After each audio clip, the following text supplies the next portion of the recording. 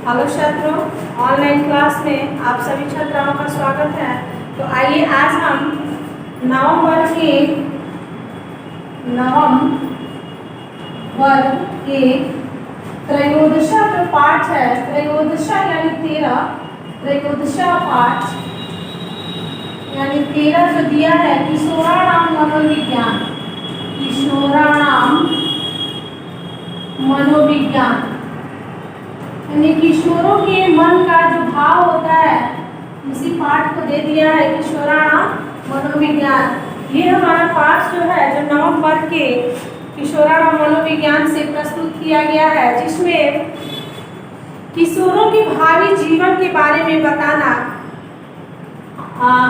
जरूरी समझा जा रहा है। देखिए, हमारे किशोर जो होते हैं ना, वो बहुत ही मन चले होते हैं। उन्हें किसी भी कार्य को करने में समय नहीं लगता है, क्योंकि ये 11 से 19 साल का जो उम्र होता है ना, बहुत ही क्या बोलते हैं इसको, कौमार्य वाली अवस्था होती है। इसमें कुछ भी करने की इच्छा होती है, लेकिन परिणाम की इच्छा नहीं होती है। और नहीं परिणाम क्या होगा इसका उम्मीद भी वो लोग नहीं कर सकते हैं, और नहीं इसके बारे में वो लोग गलत धारणाएं भी सोच सकते हैं, लेकिन ये नहीं सोचते हैं कि इस उम्र में हमारा क्या होगा। हम तो गलत कर दिए, लेकिन हमारे साथ गलत होगा कि नहीं होगा इसकी कोई उम्मीद किए बिना वो किसी भी कार्य को कर देते हैं। किशोरावस्था में देखिए, जीवन के प्रति आशावान होना चाहिए। आप सभी छात्राओं के लिए है ये पाठ बहुत ही रोचक है और जानकारी वाला ये पाठ है, इसलिए आप लोग ध्यान से सुनेंगी। किशोरावस्था जो होता है, किशोरावस्था में जीवन के प्रति जो आशावान होना चाहिए, किंतु अपनी क्षमता और साधन को नहीं भूलना चाहिए। अपने क्षमता और साधन के समर्थ होना चाहिए। समाज में उपलब्ध साधनों के उपयोग द्वारा अपनी इच्छा की पूर्ति करना श्रेयस्कर होता है। यदि समाज में हम कुछ अच्छा काम करते हैं और उस लायक नहीं है, तो हमें उस काम को करने से पहले सोचना चाहिए और लक्ष्य को दूर देखते हुए इस उम्र में अपने लक्ष्य की तरफ ही हमेशा देखना चाहिए। जैसे अर्जुन का एक ही लक्ष्य था कि हमें मछली की आंखों में तीर मारना है। हर वक्त वही सोचते थे कि हमें कैसे घूमती हुई मछली की आंखों में तीर मारना है। तो ऐसा हुआ कि जब वो लक्ष्य को ध्यान में रखते थे तो उनका एक न एक दिन लक्ष्य पूरा हो ही गया। उसी तरह इस उम्र के बच्चे जो होते हैं वो अपने लक्ष्य को देखते हैं, और लक्ष्य को तब तक देखते हैं जब तक वो पूरा नहीं कर सकते हैं। तो देखिए, जब भी हमारी इच्छा जागृत होती है तो कुछ अच्छा करके ही हम अपने लक्ष्य को देखना चाहिए। ये नहीं कि कुछ गलत किया और लक्ष्य को पा लिए, नहीं, ऐसा नहीं होना चाहिए। इस उम्र के बच्चे हमेशा उत्कंठित होते हैं, यानी दूसरों के बहकावे में आ जाते हैं और कुछ ऊंच नीच की भावना उनके मन में कुछ सोचने की क्षमता ही नहीं रखते हैं। इसलिए महान लोगों ने जीवन चरित्र का कभी कभी अध्ययन तथा अनुशासन करना भी कर्तव्य करना, देखिए कर्तव्य अर्थात आवश्यकता समझा है। महान लोग कभी कभी होता है ना कि हमारे घरों में बड़े बुजुर्ग जो होते हैं वो हमें हमेशा अनुशासन में रखना चाहते हैं, और इस समय जो 11 से 19 साल का जो उम्र होता है उसमें हमको लगता है कि नहीं, हम इसके दायरे के बाहर हो जाएंगे, हम इनके अनुशासन को नहीं बर्दाश्त करेंगे। ऐसा क्यों बोलते हैं, इनको नहीं बोलना चाहिए। लेकिन कोई सत्य ही कहा है कि घर में बड़े बुजुर्ग नहीं हो तो उस घर के बच्चे बिगड़ जाते हैं। कहा जाता है कि संयुक्त परिवार में जो संस्कार बच्चों को मिलती है वो एकल परिवार में नहीं मिलती है। और इस समय तो 11 से 19 साल का जो उम्र होता है उसमें अनुशासन एकदम ही खराब लगता है। अनुशासन अगर किसी पे कर दिया जाए तो कुछ भी कर सकता है, लेकिन देखिए ऐसा नहीं करना चाहिए।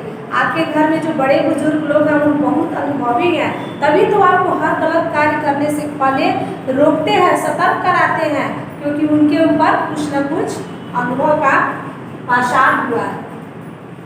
तो देखिए, आइए यह भाव है जब कोई व्यक्ति अपनी शक्ति, देखिए हम लक्ष्य को तो प्राप्त करते हैं, लेकिन फिर भी जब थक जाते हैं तो अपने भाग्य को दोष नहीं देना चाहिए, क्योंकि भाग्य का दोष वही लोग देता है जो अच्छा कर्म नहीं करता है। हमें अपने परिश्रम का रास्ता बदल देना चाहिए। जब भी हमारी असफलता हो तो हमें उस पर सोचना नहीं चाहिए, हमें अपनी असफलता का मार्ग ही बदल देना चाहिए। और फिर देखना चाहिए कि लक्ष्य में क्यों नहीं मिलती है। तो आइए इसके मौखिक प्रश्नों को भी देखते हैं।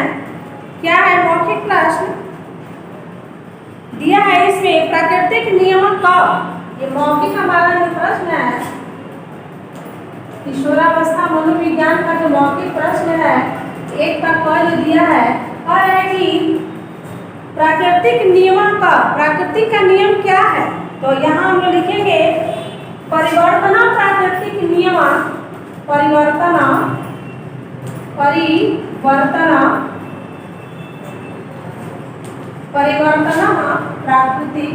प्राकृतिक नियम,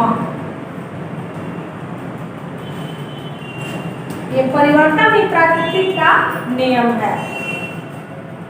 जीवने सदा किम न तिष्ठति, जीवन हमेशा एक साथ एक जैसा नहीं रहता है। जीवन हमेशा जो होता है एक साथ एक जैसा नहीं होता है।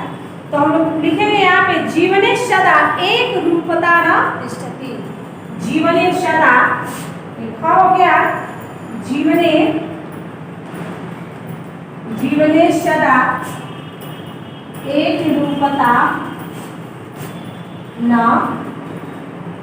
तिष्ठति, जीवन हमेशा एक रूपता यानी एक समान नहीं रहता है। कभी क्या हो जाता है, कभी ऊंचा हो जाता है, कभी हाई हो जाता है, कभी नीचे हो जाता है। जैसे समय के साथ जीवन भी परिवर्तित होता है। और यहाँ देखते हैं ग नंबर में क्या दिया है, अंतराले इति पदस्य कः अर्थ, अंतराल जो है इसके पद का दिया है। अंतराल पद का क्या अर्थ होता है, अंतराले पदस्य, तो अंतराल जो हमारा होता है जो बाल्यकाल में होता है, अंतराले पदस्य इति पद का अर्थ, तो ये बाल्यकाले जो होता है वही अंतराल होता है, बीच का जो काल होता है अंतराल होता है। तो हम लोग लिखेंगे अंतराले इति पदस्य, अंतराले इति पदस्य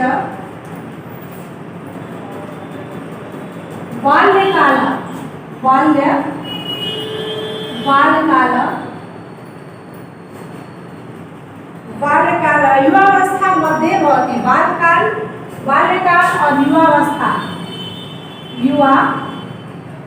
युवावस्था मध्ये भवति।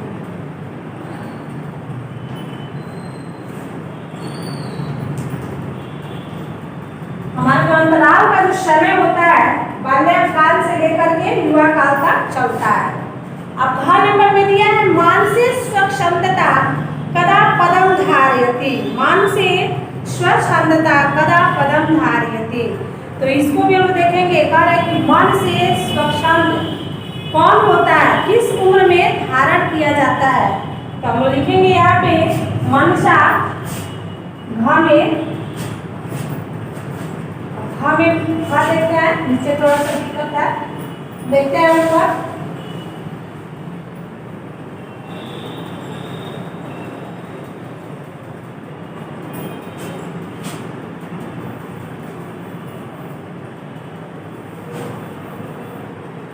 में दिया है, एक का ध्वज दिया है, प्रश्न इसका दिया है मन से स्वच्छंदता कदा पदम धारयन्ति, तो हम इसको लिखेंगे मान से स्वच्छंदता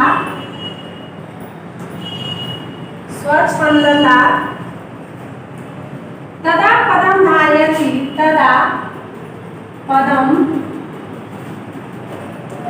धारयति, तदा पदम धारयति यदा यौवन लक्षणम, यदा यौवन लक्षणम समाविशन्ति, लक्षणानि दिया यहाँ पे, लक्षणानि होगा यहाँ पे समाविशन्ति।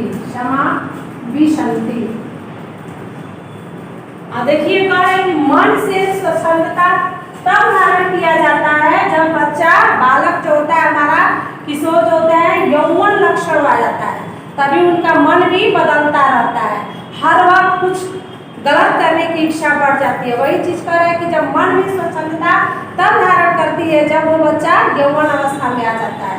किशोरावस्था और यौवन अवस्था दोनों ही बहुत खतरनाक अवस्था होता है, इसलिए संभल के इस अवस्था में रहिएगा। अंगवा में दिया है कह काल श्रेष्ठा भवति, कह काल श्रेष्ठा भवति, किसकी काल जो होती है श्रेष्ठ होती है, तो इसको हम लोग लिखेंगे वर्तमान काल। वर्तमान जो भी काल जो चल रहा है वर्तमान काल, वर्तमान काल, वर्तमान काल श्रेष्ठ श्रेष्ठ भवति, जो वर्तमान का जो काल चलता है ना वो काल श्रेष्ठ होता है, इसलिए वर्तमान काल श्रेष्ठ भवति।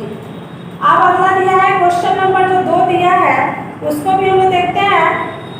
अधोलिखितानां मौखिकतम उत्तरम दत्ता, अधोलिखित उत्तरों को मौखिक में देना है। तो देखिएगा दिया है प्रश्न हमारा दिया है कदा का किशोरावस्था कथ्यते, कब किसको किशोरावस्था कहते हैं, तो हम यहाँ लिखेंगे कौमार एवं किशोरावस्था कथ्यते, कौमार एवं किशोरावस्था कथ्यते। अब देखिए कल मिलते हैं इस 2 नंबर प्रश्नों के साथ, तब तक के लिए धन्यवाद।